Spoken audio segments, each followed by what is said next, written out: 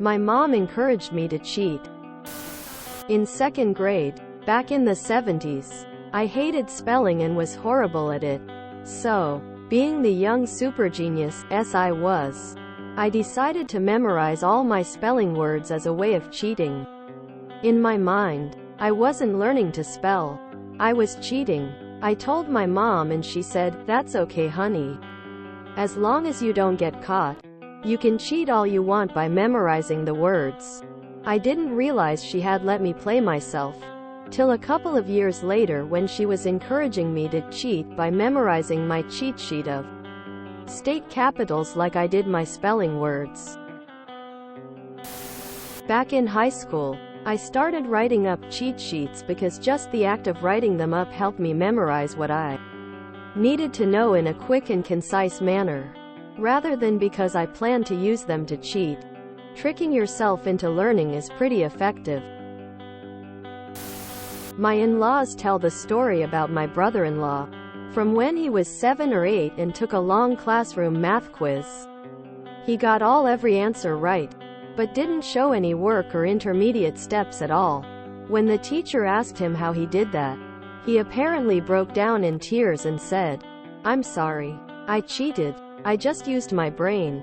Quote. Later he got an astrophysics degree, worked for Apple in its early days, and now runs a big high-end art gallery in NYC. And he's a pretty nice guy, to boot. Did you cheat? Quote. Of course I cheated. I hid the answers in my brain. Quote. Source. Some sitcom in the 90s. The lines just stayed with me. Anyone remember Blossom? TV show early 90s. I think. There was an episode where Joey needed to pass a test, so he was practicing writing all the information on his arms so he could cheat. He couldn't get all the info on his arms, so he kept doing it, writing smaller and smaller each time. End of the episode. He passes and Blossom asks if he cheated. He says he did, and she asks how he ended up hiding his notes. He tells her, "I hid them in my head." Quote. Dude. In second grade, back in the 70s, I missed a week of school BC of flu. When I got back, we'd started doing timed math quizzes every day. 2 by 5, 1 by 9, 4 by 8, etc. If you couldn't finish the quiz in the time allotted, you had to stay in at recess and repeat the quiz.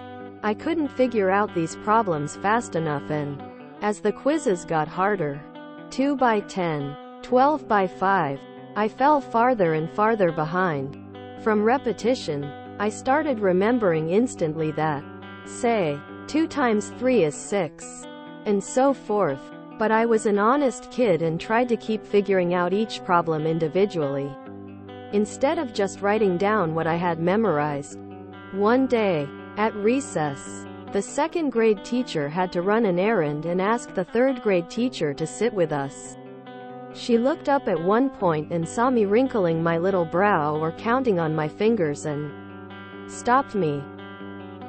"JD, you know you're not supposed to be figuring these out, right? You're supposed to memorize them." "No, we have to figure them out." Quote. "No, JD. This is a memorization test. You were supposed to memorize the times tables." "What are the times tables?" Quote. "You know, that handout you got with all the numbers in a grid on it." Quote. I just shook my head. Third grade teacher got up angrily, went to second grade teacher's desk, rifled through it for a moment, then pulled out the times tables and handed them to me. She was so pissed. I thought for a long time she was angry at me, but now realize she was angry at second grade teacher for hanging me out to dry for so long. I wish she'd said something, but she never did. And second grade teacher, my parents, and I remained confirmed in our notion that I was bad at math. And I never properly memorized the times tables BC. By that point, I'd already mostly memorized them anyway. I still have problems with them, though, and I never got good at math, except for during standardized tests. When I didn't have to show my work and could intuit or logic my way through, then I did just fine. The most wholesome malicious compliance there ever was. I never memorized all of the tables.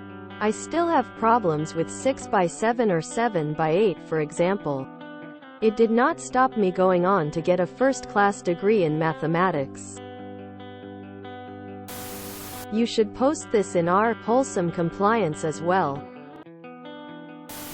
When I was in middle school social studies, we were learning geography. My dad wanted me to go up to my room and write as many as I could and come back down and show him.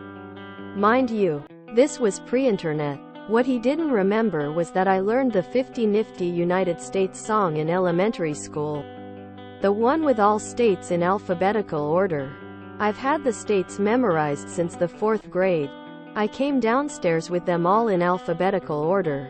He said I cheated and used my book. I said no, I can recite them in order. He said okay, recite them now. So I did. I'd never seen my dad so annoyed like that. I kept getting out in lower math classes in middle and high school because of the same reason. I could do the math in my head and I instinctively cut out extra steps that weren't necessary. To solve the problems, I always got in trouble and got marked down for it.